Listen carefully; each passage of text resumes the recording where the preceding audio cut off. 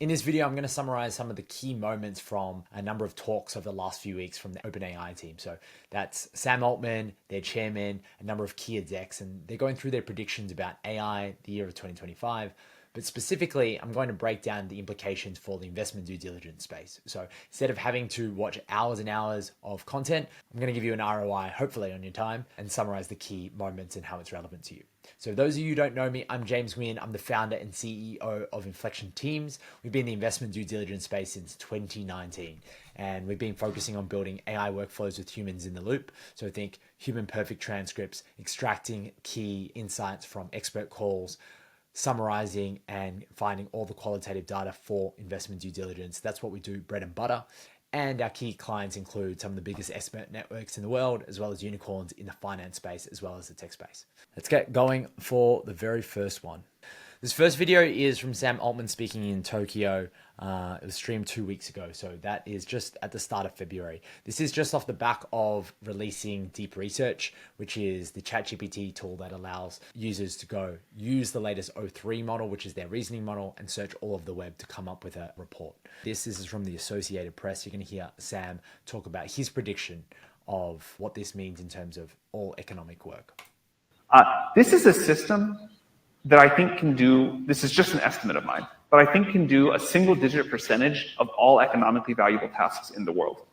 So a single digit, that could be 1%, that could be 9%, but either way, the arrow of progress is pointing towards the AI systems or AI agent here, that is Deep Research, getting better and better. So the implications in the M&A space is what happens if, as a percentage of your workflow, what if potentially up to 9% of your workflow could be automated altogether? Now, really important, we've spoken about this before, automated doesn't mean a human not looking at it. Automated meaning a lot of the heavy lifting, i.e. passing through hundreds and hundreds of documents, reading for hours on the internet, finding the right resources on the internet. What if that could actually be done and brought to the table for an investment analyst for them to go use that as a starting point? This is about synthesizing knowledge. Eventually, AI will be inventing new knowledge. And we think that'll be a phenomenal step forward. The enterprise value here already today, I think, is quite strong. But again, we're going to go much, much further. So the main takeaway here is we're only getting started. If Deep Research is as good as it is now, it was already in the release paper where it said, this is only just the start. There's already still limitations, there's hallucinations, you can't trust the exact credibility yet. And if this is just the start, think about where this is going. This is only the start. So the next part we're going to watch it's from the same keynote presentation, but instead of Sam Altman, we're going to be listening to Josh Tobin. Josh Tobin is part of their technical team and he leads up research related to AI agents. So he's going to be introducing a use case specific to M&A.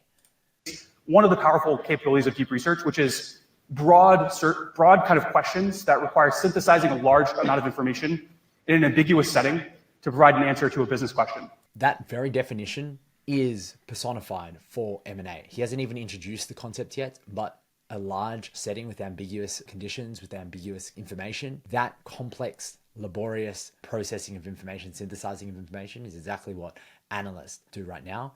And they're suggesting that Deep Research can already do this. But Deep Research also excels at finding answers that are difficult to find about very detailed questions. So this is an example in M&A. So suppose that we are looking into land power deals for maybe a large data center that we might want to build, for example. And we have a hyper-specific question here that requires a lot of industry knowledge to answer in an accurate way. Deep Research excels at these types of queries as well, because it's able to find rare and difficult to find sources of information on the web.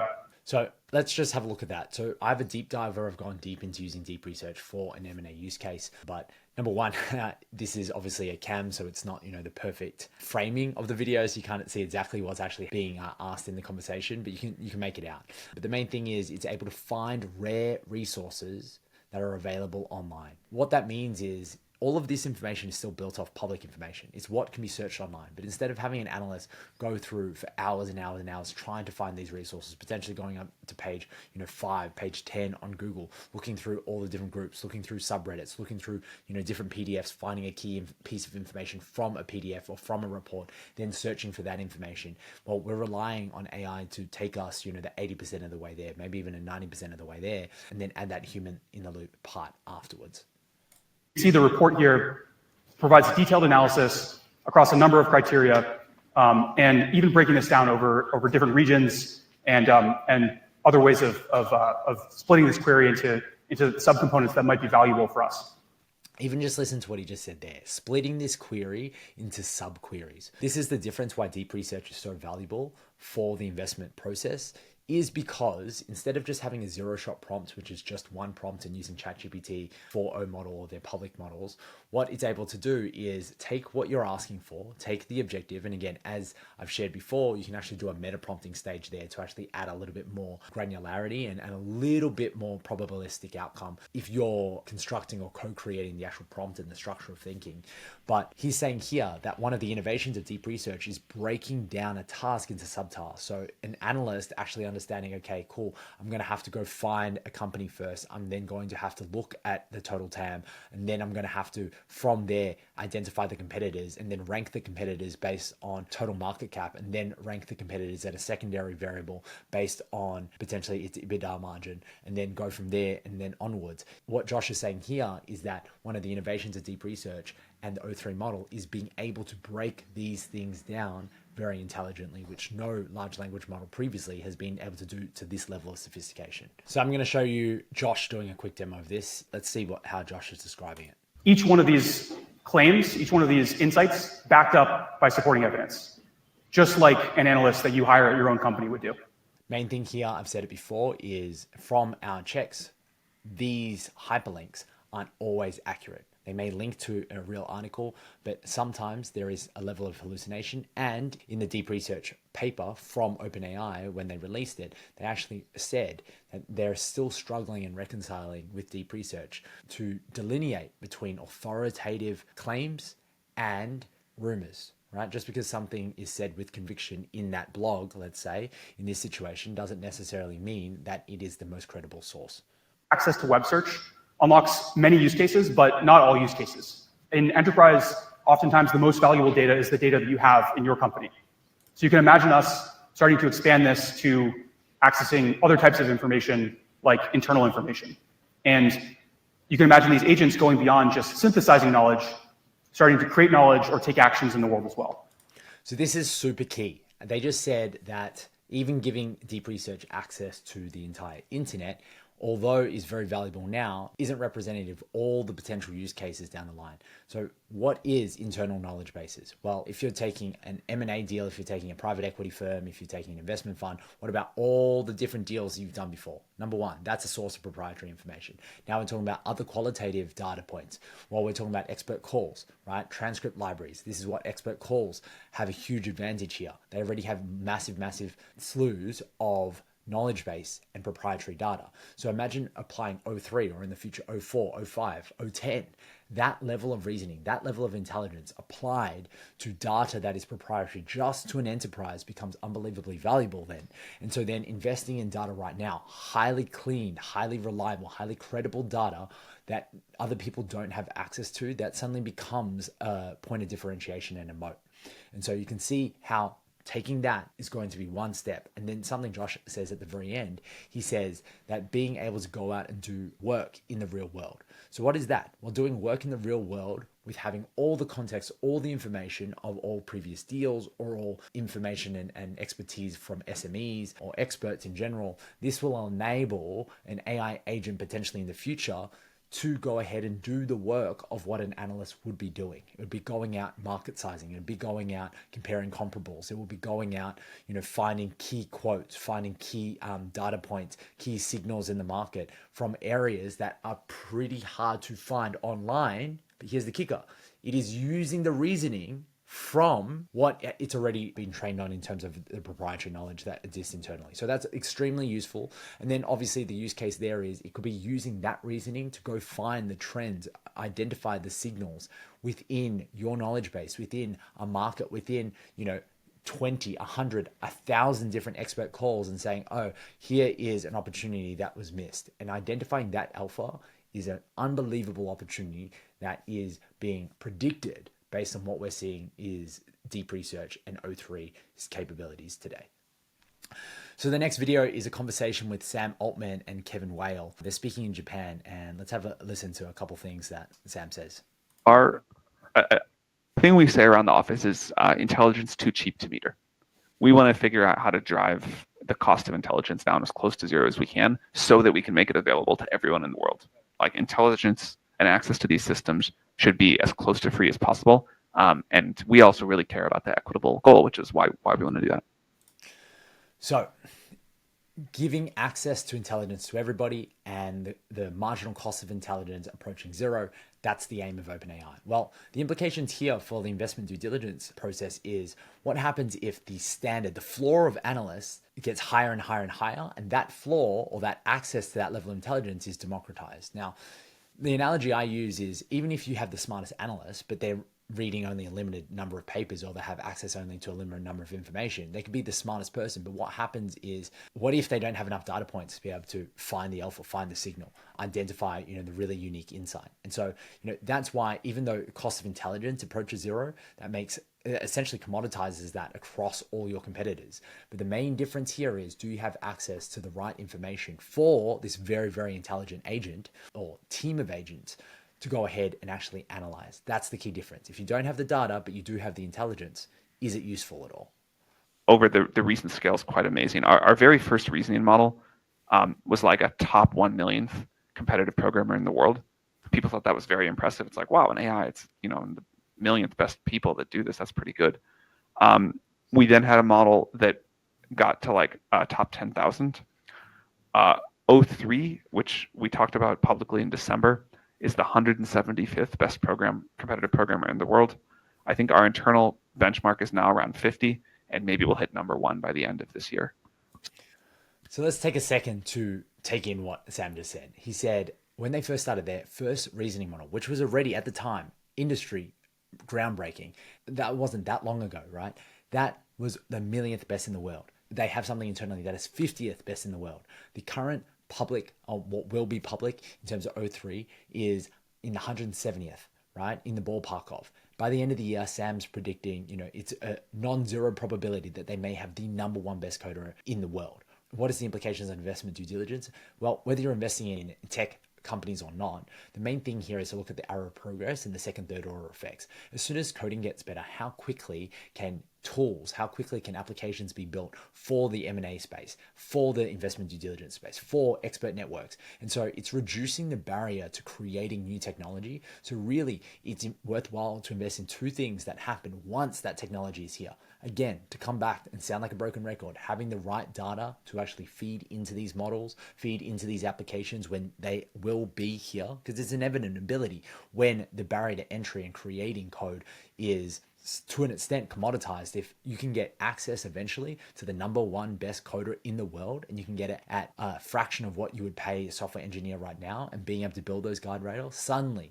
the adjacent possible is here, which enables the future innovations to be a lot faster and pulled towards us in terms of timeline.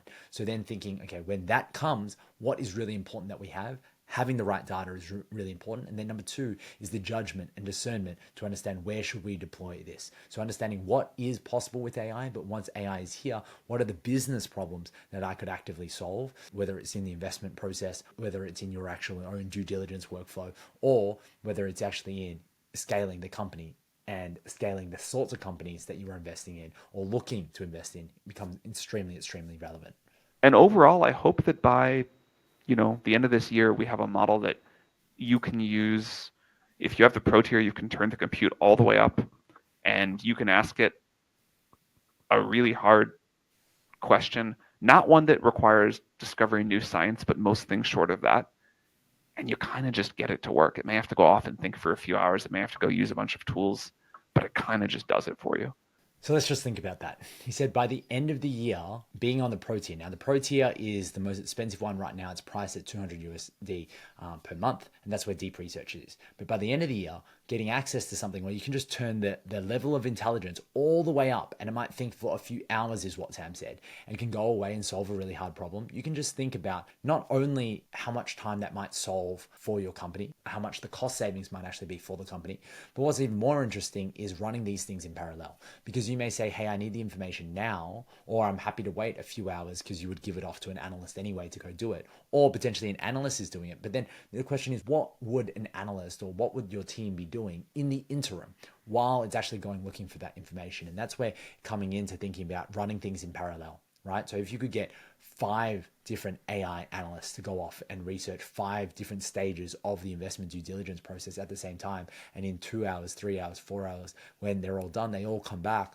Potentially you can see very soon how another agent could then put that all into a research report or put that into a pitch deck that suddenly becomes unbelievably powerful for you because of the depth and granularity. Potentially, deep research outperforms human analysts in the not too distant future. But then having a check and balance where the humans actually go into the loop and then fix and verify the key facts, the key assertions, but no longer have to do the heavy lifting of where do I find the information or how do I make sense of this information, and being able to do all those things in parallel to really step out and what we heard earlier, right? Taking one task, breaking it down into the subtasks, and then imagine each of those subtasks are then completed by their own AI agent or AI analyst that takes a few hours to come up with a really, really thoughtful, nuanced response. You can see how the level of amplification of intelligence is really coming very, very fast.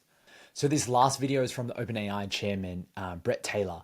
And so he is speaking on agents, and he is the co-founder and CEO of another company called Sierra, which is building customer service agents, but he's the chairman of OpenAI. So he's very closely involved in what OpenAI are building, and some really, really key definitional comments he makes around AI agents is very insightful.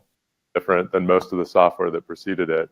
I like to think of agents in really 3 categories, and I'll strategically end with the one that my company does. So the 3 agents that Bret talks about is, number 1 is more personalized AI agents. So think your Siri, think your Alexa, your Google Gemini on Google Pixel.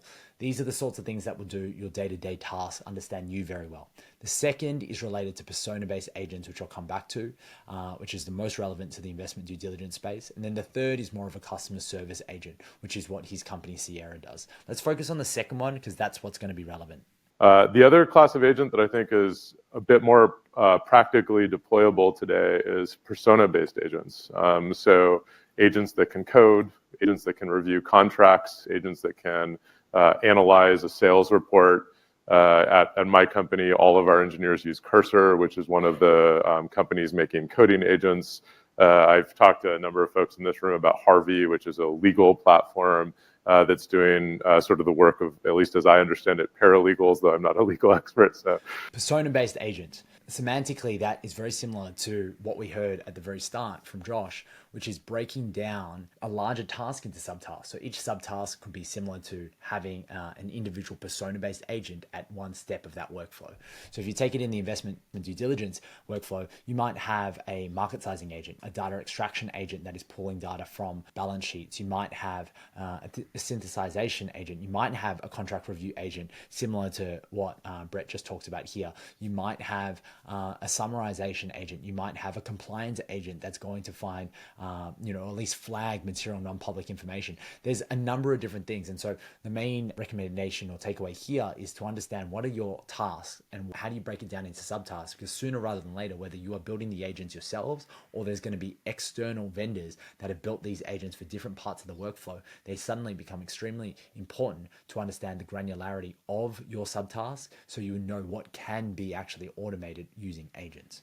So Bret is about to talk about how to deal with AI being wrong, whether it's hallucinations, making the wrong calls. He draws the analogies previous to the comment he's about to make about employees being humans, and humans still make mistakes, i.e. we should analogize that similar to AI. AI still makes mistakes. But this next comment is very interesting. And I think that one of the mindset shifts I've found to be productive is don't wait for AI to be perfect to deploy it.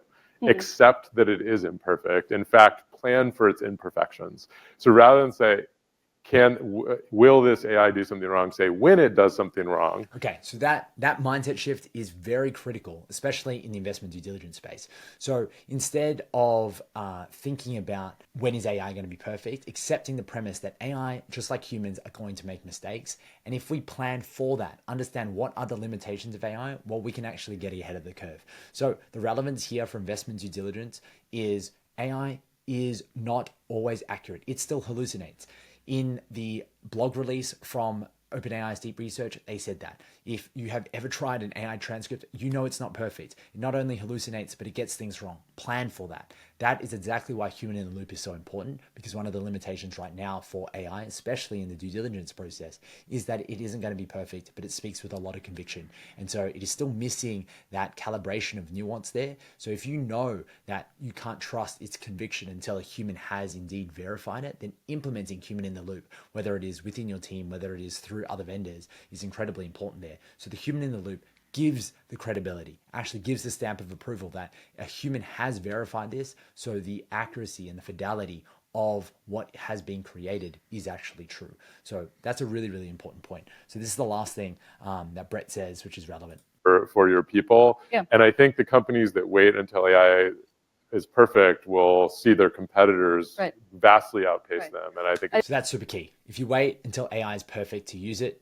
then you will be beaten essentially by other companies that are willing to put the human in the loop, use AI within its limitations, but really being at the cutting edge. Because what seems inevitable is the amount that the AI is going to complete, right? So maybe it completes 80% of the loop now. Maybe tomorrow it completes 85. Maybe by the end of the year it's 90. Maybe by next year it's 95, 99, whatever it might be. That is going to improve exponentially, right? And so the capabilities, will likely improve exponentially. Whether that's reflected in how much of the loop is completed, that may not be proportionate, but it will be very, very quick.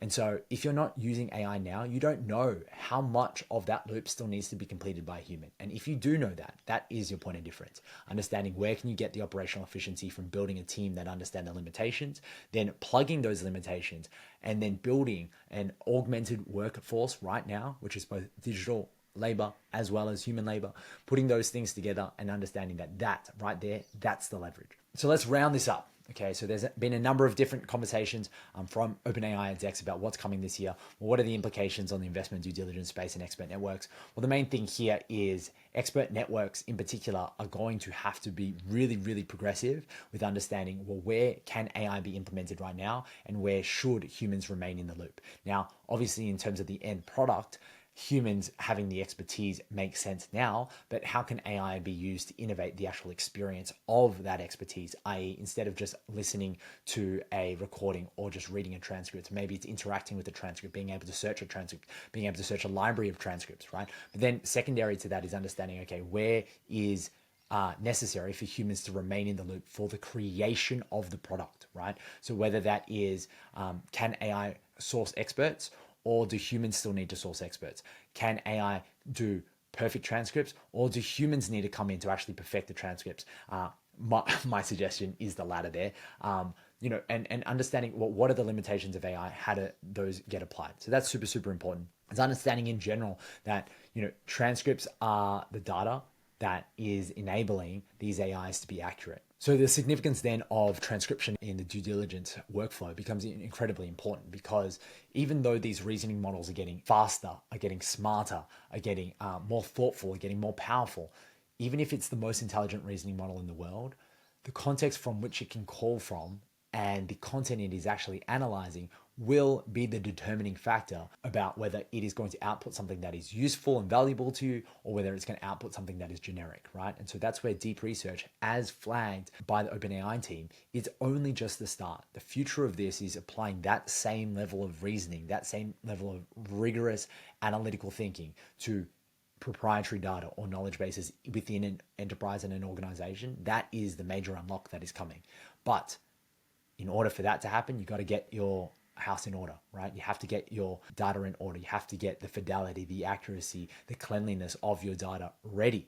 And so that means including human in the loop in that process. So that's number two. Number three here is just understanding there is things AI is going to be incredibly good at, and there's going to be things that humans are still going to be good at. Understanding the differences of that, very important. Then the fourth one here is understanding that risk and compliance, that's still going to be an issue, right? And so we can mitigate the exposure to more risk by understanding, okay, what are the boundaries, what are the constraints and confinements within our organization and our workflow that we are actually going to deploy AI for? And then within that is what aspects of that workflow are then going to be reviewed by humans in the loop. Having that nuance, having that acuity is extremely important. So that's a wrap up. If you are interested in more of what we do, if you want to build human in the loop teams to actually build really strong data sets for what you're doing, especially in the investment due diligence space, go to inflection.ai, that's inflection with an X, and check out our latest service offering in terms of Inflection Transcribe. I'll see you on the next video, and we'll be breaking down a lot more of the AI industry specific to the investment due diligence space.